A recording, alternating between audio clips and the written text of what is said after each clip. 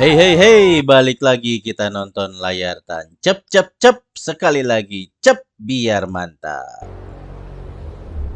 Druid's gone.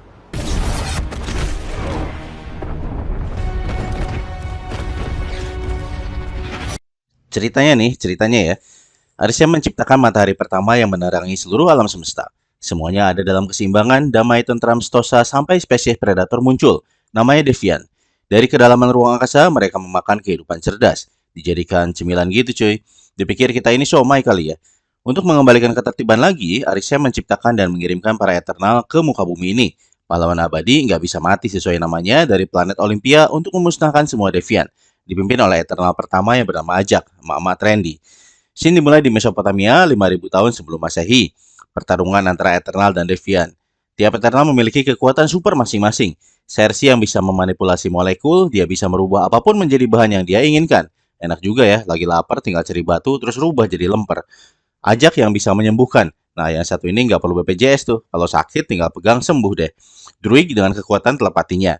Dia bisa mempengaruhi orang semua maunya dia. Kalau dia mau jadi sultan, tinggal masuk aja ke pikiran orang-orang itu biar memujanya. Nggak perlu binomo. Fastos sang penemu dan ahli ilusi. Dia bisa mempermudah kehidupan umat manusia dengan penemuan-penemuannya. Sprite yang bisa menghilang. Kalau dikasih susu kental manis, jadilah soda susu.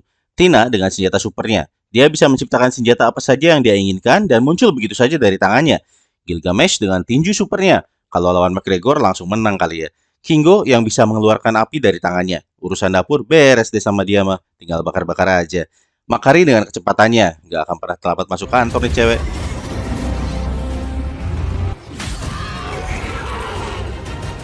Ikaris dengan kekuatan Superman-nya merupakan Eternal terkuat. Bisa ngeluarin laser juga cuy dari matanya. Ini yang disebut dengan pandangan yang melelehkan hati. Scene berpindah ke masa kini di London, ketika Cersei dan Sprite menjalani kehidupannya sebagai orang biasa. Dengan usia lebih dari 7.000 tahun, mereka tidak menua sedikit pun. Cersei menyebut pacarnya yang seorang guru. Gedung sekolahnya keren banget cuy, gedung bersejarah dengan arsitektur megah, kayak di film-film Harry Potter gitu. Lalu Cersei pun ikut mengajar di kelas, jadi guru tamu. Cersei mengajarkan tentang predator. Lagi belajar begitu, Cersei sama pacarnya malah bucin-bucinan. Sontak saja diledekin sama murid-muridnya. Untuk mengalihkan perhatian, Cersei bertanya, siapa yang tahu artinya predator? Makhluk yang memangsa makhluk lainnya, Bu, seru salah seorang murid perempuan. Bagus, terus siapa yang tahu contohnya? Singa, Bu, kata salah seorang murid laki-laki. Lagi asik-asiknya tanya jawab begitu, tiba-tiba gempa datang dan mengobrak-abrik isi kelas dan tentu saja daerah sekitarnya. Anak-anak histeris dan Cersei mencoba menenangkan mereka. Dan tidak lama kemudian gempa pun menjadi tenang. Loh, kok malah gempanya yang tenang? Aduh. Lalu mereka pergi ke pesta ultah temannya dan bersenang-senang di sana. Tapi kelihatannya Sprite tidak bisa ikut bersenang-senang karena dia jomblo dan tidak ada lelaki yang mau mendekatinya karena dia masih anak-anak. Saat Cersei dan pacarnya lagi mojok dan asik-asik pun, Sprite mengganggu dan minta pulang karena sudah lewat jam tidurnya. Akhirnya mereka pun pulang dengan berjalan kaki melewati samping kanal yang remang-remang. Ketika mereka akan pulang, tiba-tiba Devian muncul dan menyerang mereka. Tapi Devian ini lain dari yang pernah mereka temui selama ini. Dia bisa menyembuhkan diri. Cersei dan Sprite kerepotan lalu kabur menyelamatkan diri. Tapi Devian itu tidak melepaskan mereka. Dia terus mengejar dengan nafsu makan yang tinggi. Sprite pun mencoba mengelabui Devian itu dengan ilusinya. Dia menciptakan banyak Cersei dan banyak dirinya juga untuk membuat bingung si Devian itu. Si Devian memang sempat pelang-pelongo nyari Sprite dan Cersei yang asli. Namun akhirnya ketahuan juga oleh si Devian. Pengejaran pun berlanjut. Sampai akhirnya datanglah Ikaris membantu mereka. Ikaris pun sempat kerepotan. Dia mencoba melelehkan Devian itu dengan laser dari matanya. Kemudian Devian itu makin ngamuk-ngamuk dan melemparkan bis yang hampir saja mengenai seorang warga, tapi Cersei menyentuh bis itu dan merubahnya jadi kelopak-kelopak bunga mawar. Sampai akhirnya Devian itu kabur dan sempat nabrak bis lain juga. Waduh, benjut tuh kepala. Lalu Sprite membuat mereka menghilang dan bertransportasi ke rumah mereka. Di situ Cersei dan Ikaris kangen-kangenan dan ngobrol banyak. Karena kemunculan Devian aneh yang bisa menyembuhkan diri sendiri itu dan dengan sering munculnya gempa-gempa akhir-akhir ini, Ikaris ngajak Cersei dan Sprite untuk reunian dengan Eternals yang lainnya. Lalu mencari tahu ada apa gerangan sebenarnya. Udah berabad-abad mereka nggak kongko bareng. Yang akan mereka temui pertama kali adalah Ajak. Shin berpindah ke medan pertarungan antara Deviant dan Eternals di suatu RW di Kelurahan Babilonia 575 tahun sebelum Masehi. Dengan pukulan-pukulan supernya, Gilgamesh seakan lagi sparring di ring tinju. Kongo pun tembak-tembakan dengan api dari ujung jarinya mengincar para Deviant. Sementara Ikaris terbang ke kalayangan dan melelehkan Deviant dengan matanya. Dan seperti biasa, Eternal pun memenangkan pertarungan itu. Ajak pun laporan sama Arishem kalau mereka berhasil melindungi Babilonia dari serangan para Deviant. Good job, kata Arishem. Lalu mereka terlibat pembicaraan serius yang membuat Ajak terlihat galau dan khawatir. Entah tentang apa pembicaraan itu. Di suatu rumah di RW itu, Fastos lagi pamer barang penemuannya, teknologi yang bisa mempermudah hidup manusia, yaitu alat bajak sawah dengan mesin uap. Tapi Eternal lain nggak begitu setuju karena teknologi itu bisa membuat manusia takut kalau belum waktunya.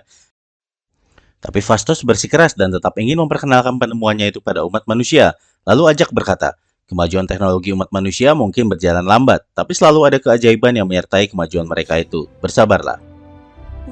Sementara itu, Sprite sedang menyelenggarakan pagelaran wayang kulit versi modern dengan ilusinya. Masyarakat termasuk anak-anak begitu senang dan terpukau dengan pertunjukan itu. Malam itu, penduduk merayakan kemenangan Eternal lawan Deviant tadi siang sehingga nyawa mereka bisa terselamatkan. Makan-makan dan menari-nari jadi suguhan malam itu. Karena mabuk, beberapa penduduk terlibat baku hantam. Tapi Makari bilang sama Druid, kalau manusia punya konflik di antara mereka sendiri, Eternal tidak boleh ikut campur. Biarkan mereka menyelesaikan masalahnya sendiri sehingga jadi pembelajaran dan proses perkembangan kebudayaan mereka. Saat Eternal yang lain ikut menari-nari, Ajak berbicara dengan Ikaris dan merasakan begitu besarnya keyakinan Ikaris pada Arishem. Ajak juga merasakan rasa cintanya Ikaris pada Cersei dan Ajak menyuruh Ikaris untuk mengungkapkannya pada Cersei. Ternyata Ikaris dan Cersei saling mencintai. Mereka sering jalan-jalan berdua ke tempat sepi, lalu ke tempat ramai lihat-lihat kegiatan penduduk sekitar. Atau belusukan lah kalau di kita mah. Lalu ngobrol-ngobrol, dan mereka saling nyaman satu sama lain, dan akhirnya menikah.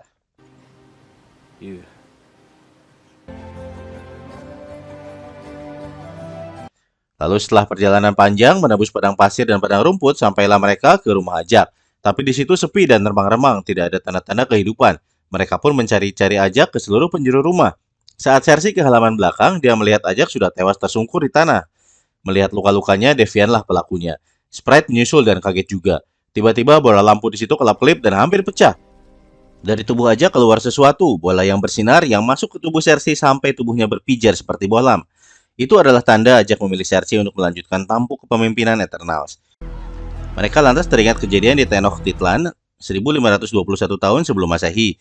Lagi terjadi perang saudara saat itu. Ketika Tina jadi tidak terkendali karena kelainan yang disebut Madwiri atau bipolar lah bahasa lainnya. Jadi Tina berubah menjadi kepribadian yang lain yang malah menyerang teman-temannya.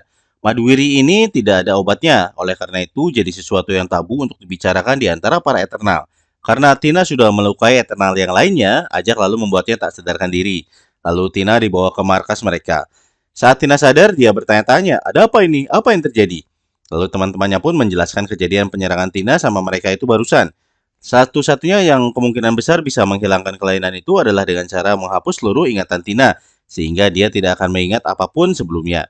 Tapi Tina nggak mau ingatannya dihapus, dan Gilgamesh pun berjanji untuk selalu menjaga Tina, yang penting ingatan Tina nggak jadi dihapus, dan Eternal lain pun menyetujuinya.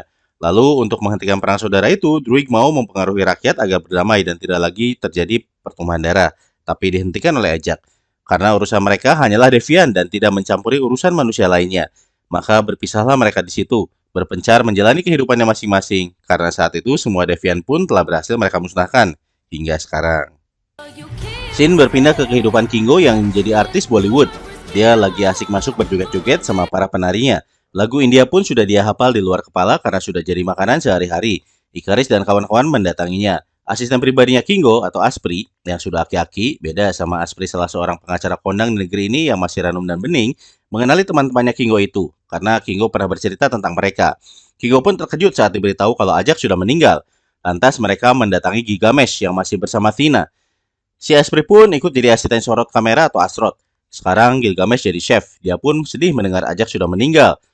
Sampai wajan panas yang dipegangnya pun gak berasa panas lagi. Ketika mendatangi Tina, dia lagi kambuh. Sprite lalu berusaha menyadarkannya dengan menciptakan lingkungan yang tenang dan menceritakan masa lalu Tina. Bahwa Tina adalah seorang pahlawan, aparat hukum, dan berhasil. Mereka pun makan bersama sambil bercanda-canda. Gilgamesh dipakein kostum bayi ilusi sama Sprite.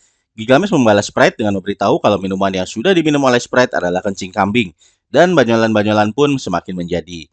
Di luar, Cersei bertelepati dan berkomunikasi sama Arishem. Arishem menjelaskan pada Cersei kalau misi sebenarnya dari Eternal adalah membantu proses kelahiran Celestial, yang lahir tiap jutaan tahun untuk menjaga kelangsungan alam semesta. Tiap benih Celestial ditanam di suatu planet sampai waktunya lahir. Benih itu tumbuh dengan memakan energi dari kehidupan cerdas di planet inang tersebut. Devian memakan kehidupan cerdas itu sehingga menghambat proses kelahiran celestial. Ternyata Devian bukannya jahat ya, tapi malah menyelamatkan bumi karena mencegah lahirnya celestial yang dapat menghancurkan bumi itu. Karena itulah diutus Eternals. Saat ini jumlah populasi manusia di bumi telah lebih dari cukup untuk menyokong kelahiran celestial. Saatnya kelahiran celestial. Proses ini akan menghancurkan bumi sebagai planet inangnya. Namun jika celestial tidak lahir, maka alam semesta akan jatuh dalam kegelapan. Semua kehidupan akan berakhir. Cersei tidak setuju jika bumi harus hancur. Ternyata para Eternal ini telah membantu kelahiran celestial selama jutaan tahun secara berulang-ulang. Namun mereka tidak menyadarinya. Ingatan mereka dihapus ketika mereka dilahirkan kembali. Dan disimpan dalam memory box yang bercahaya gitu deh. Cersei pun melihat dirinya yang masih dalam proses penciptaan. Masih belum sempurna. Kulit wajahnya pun belum sempurna menutupi batok kepalanya. Setiap planet inang memiliki predatornya sendiri. Devian dikirim oleh Arishem untuk menghancurkan predator itu sehingga kehidupan cerdas bisa berkembang biak. Tapi ada kecacatan dalam desain Devian itu. Mereka berevolusi dan memangsa manusia. Oleh sebab itu, dikirimlah Eternals yang tidak mempunyai kemampuan berevolusi untuk melenyapkan Devian. Cersei tertegun seakan tak percaya apa yang sudah dijelaskan oleh Arishem barusan itu. Lantas Cersei menceritakan percakapan dengan Arishem itu kepada teman-temannya. Cersei punya ide untuk menunda kelahiran Celestial itu. Masing-masing Eternal mempunyai pendapatnya masing-masing. Keputusan belum dapat diambil kalau belum semua Eternal dimintai pendapatnya. Mereka pun tertegun tak bersuara di meja makan memikirkan keputusan apa yang sebaiknya mereka ambil. Pergilah mereka ke pedalaman hutan di Amazon, kampungnya Druid. Sesampainya di kampung itu, kehidupan masyarakatnya terlihat damai dan tentram. Tapi ada yang aneh, mata setiap penduduk desa itu tak bernyawa. Ya, karena di situ Druid mempengaruhi orang-orang sekitar dan menjadikannya sultan. Setelah mendengar semua cerita dari teman-temannya itu, Druid merasa kesal. Di scene lain, ternyata Sprite menyimpan cinta untuk Ikaris. Tapi karena tubuhnya yang anak-anak dan gak pernah bisa tumbuh dewasa, dia tidak berani mengutarakannya kepada Ikaris. Sehingga Ikaris pun menikah dengan Cersei. Hal tersebut bisa dibaca oleh Kingo meskipun Sprite awalnya tidak mengakuinya. Tiba-tiba Devian menyerang mereka. Seekor Devian terbang keluar dari balik pepohonan dan mulai menimbulkan kekacauan. Kingo pun mengeluarkan bola api dari tangannya dan menyerang Devian itu. Ikaris pun tidak ketinggalan menggunakan matanya yang melelehkan untuk membunuh Devian itu. Namun aneh juga, meski Ikaris mencoba melelehkan Devian itu dengan menatap ke dalam kerongkongannya, Devian itu nggak mati-mati, malah melumpuhkan Ikaris dan mendesaknya ke atas tanah. Lalu Cersei pun kewalahan dan sampai terdesak ke dalam air sampai tercebur. Tapi tanpa disadarinya, Cersei bisa merubah Devian yang mengejar dan mau menjadikannya camilan itu menjadi pohon besar hanya dengan cara memegangnya. Di balik penyerangan itu, ternyata Devian yang bisa menyembuhkan diri sendiri tadilah yang memimpin. Gilgamesh berhasil dibunuh. Ternyata Devian itu bisa menyerap kekuatan eternal yang dibunuhnya. Dan dia menyerap kekuatan tinju super Gilgamesh dengan menancapkan tentakelnya itu pada korban. Itulah sebabnya dia bisa punya kekuatan menyembuhkan diri seperti Ajak. Tina yang menyaksikan kematian Gilgamesh itu pun tidak dapat berbuat apa-apa. Lantas mereka menemui Phastos yang ternyata sesama jenis. Dia mengadopsi seorang anak dengan seorang laki-laki lainnya dan tinggal di satu atap. Phastos lalu mengenalkan teman-temannya itu pada keluarganya. Kemudian mereka berangkat ke labnya Phastos yang tersembunyi di Irak. Phastos mengangkat tangannya dan tiba-tiba muncullah pintu gerbang lab itu dari dalam pasir. Di sana ada Makari yang telah menunggu lama. Makari pun girang dikunjungi oleh teman-temannya yang telah ribuan tahun tak bersua. Tanpa suara, Makari menunjukkan kegirangannya. Ya, Makari itu adalah seorang tunarunggu. Mereka di sana untuk mencari cara menunda kelahiran Celestial. Phastos punya teori, kalau Devian bisa menyerap kekuatan Eternal, kemungkinan Eternal juga bisa menyerap kekuatan teman-temannya dan mengumpulkannya di satu orang untuk menghentikan kelahiran Celestial. Phastos pun mencoba mengilustrasikannya dengan desain visual. Scene berpindah sebelum kematian Ajak. Ikaris mengunjungi Ajak dan bercakap di teras rumahnya Ajak. Ajak ternyata tidak setuju juga bumi hancur karena kelahiran Celestial. Tapi menurut Ikaris, mereka sebagai Eternal harus tetap berpegang teguh pada perintah Arishem sebagai pencipta mereka, yaitu mengawal kelahiran Celestial demi kelangsungan alam semesta, dan mengorbankan bumi sebagai inangnya. Lalu Ikaris mengajak Ajak ke hutan untuk menunjukkan sarang Devian yang ditemukannya. Saat tiba di tebing hutan itu, Ajak merasakan bahwa ia akan dibunuh oleh Ikaris. Karena rasa sayangnya pada Eternals, Ajak menyayangkan rencana itu dan memeluk Ikaris, tapi malah Ikaris mendorongnya ke dalam jurang. Di bawah, beberapa Devian lagi santai-santai. Terus tiba-tiba ada camilan jatuh dari langit. Ya diembat coy. Ajak pun tewas. Ya, ternyata Ikaris lah yang merancang pembunuhan Ajak. Setelah Ajak tewas, lemas tak berdaya, jasadnya disedot oleh tentakelnya si bos Devian sehingga dia menyerap kekuatan menyembuhkannya Ajak. Jasadnya Ajak kemudian dibawa pulang oleh Ikaris ke rumahnya. Ikaris juga kesal karena dia harus membunuh Ajak. Tapi bagaimana lagi? Daripada tujuan yang mengawal kelahiran Celestial di bumi nggak terwujud karena dihalangi oleh Ajak. Nggak ada pilihan lain, pikir Ikaris. Kembali lagi ke labnya Phastos. Ikaris menghalangi Phastos yang sedang merancang desain alat yang bisa menyatukan kekuatan para Eternal itu. Lalu Druig memasuki pikirannya Ikaris dan menemukan kalau dialah yang membunuh Ajak. Ikaris pun ngaku gak ada pilihan lain katanya. Dan Ikaris akan menghancurkan Eternal yang berniat menunda kelahiran Celestial. Cersei terkejut-kejut sekaligus kecewa sama Ikaris. Tega-teganya Lukang membunuh pemimpin kita. Dan karena cintanya pada Ikaris, Pride pun mendukung Ikaris. Lantas mereka pergi untuk mengawal kelahiran Celestial yang sebentar lagi akan terjadi. Phastos menemukan bahwa bola di dalam tubuh Cersei yang dia dapatkan dari Ajak tempo hari adalah alat yang bisa terhubung dengan Arishem. Oleh sebab itu, bola tersebut bisa dipergunakan untuk menghubungkan para Eternal sehingga kekuatan mereka bisa ditransfer ke Eternal lainnya. Proses penggabungan kekuatan ini disebut Unimind. Dari bola itu, Phastos berhasil membuat beberapa gelang sebagai penghubung para Eternal. Nantinya, Cersei lah yang akan menjadi tumpuan dari semua kekuatan Eternal itu. Eternal akan mengumpulkan kekuatannya masing-masing, lalu akan diserahkan pada Cersei sebagai pengepul lewat gelang ciptaan Phastos tadi. Tanda-tanda kelahiran Celestial pun telah dimulai. Gunung mulai meletus.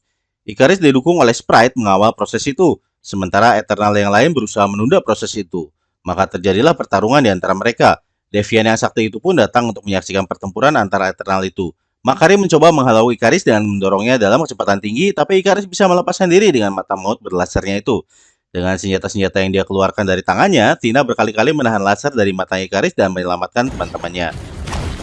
Tapi Tina pun kewalahan menghadapi Ikaris dengan mata lasernya itu. Phastos pun membantu Tina dengan drone-drone lasernya yang kali ini membuat Ikaris kewalahan sehingga dia pun harus jatuh ke bumi. Si bos Devian mencoba mempengaruhi Tina dan mengincar kekuatannya Tina yang bisa mengeluarkan senjata apapun dari tangannya. Phastos pun memperingatkan Tina agar tidak terpancing. Ikaris yang mencoba pergi pun diikat oleh tali laser para Eternal lainnya. Karena cintanya pada Cersei, akhirnya Ikaris luluh dan membantu Cersei. Ikaris pun mau memberikan kekuatannya pada Cersei untuk menghentikan kelahiran Celestial itu. Sprite tentu saja mengikuti si pangeran idamannya. Akhirnya kekuatan semua Eternal itu bisa disatukan ke tubuhnya Cersei sebagai pengepul, lalu Cersei pun menghentikan kelahiran Celestial itu. Tangannya Celestial yang segede-gedenya gaban dan sudah keluar dari bumi itu pun membeku dan berhenti keluar. Akhirnya mereka semua berhasil menunda kelahiran Celestial dan selamatlah bumi dari kehancuran untuk sementara waktu. Ikaris yang malu karena sudah mengkhianati teman-temannya dan membunuh Ajak lantas menghancurkan dirinya dengan mendatangi matahari. Sprite yang tidak kunjung tumbuh dewasa akhirnya melepaskan keabadiannya dengan bantuan sisa kekuatan Unimind yang dimiliki oleh Cersei, sehingga dia bisa tumbuh dewasa dan merasakan cinta yang didam-idamkannya selama lebih dari 7.000 tahun ini. Scene ditutup dengan menghilangnya Cersei karena kemarahan Arishem. Cersei lagi jalan-jalan sama cowoknya di taman, lalu tiba-tiba langit yang semula cerah berubah mendung dan penuh dengan petir. Lalu terbelahlah dan Arishem muncul di belakangnya. Lalu mengambil Cersei dan mengikatnya dengan gelang sinar dan hilang entah kemana. Nah, seperti film-film Marvel yang lain, ada last scene ya setelah after credit, tiba-tiba ada portal terbuka di markasnya Eternals dan dwarf ya, orang cebol berjenggot muncul. Lalu dwarf itu memperkenalkan Harry Styles yang berperan sebagai Eros, pupunya Thanos, datang kepada para Eternal dan mengatakan kalau dia tahu di mana Cersei. Pesan moral dari kisah ini adalah janganlah kita mengorbankan orang lain demi mencapai tujuan kita, karena bagaimanapun setiap orang punya hak untuk menjalani hidupnya dengan baik. Ada pesan moral lain? Komen ya coy.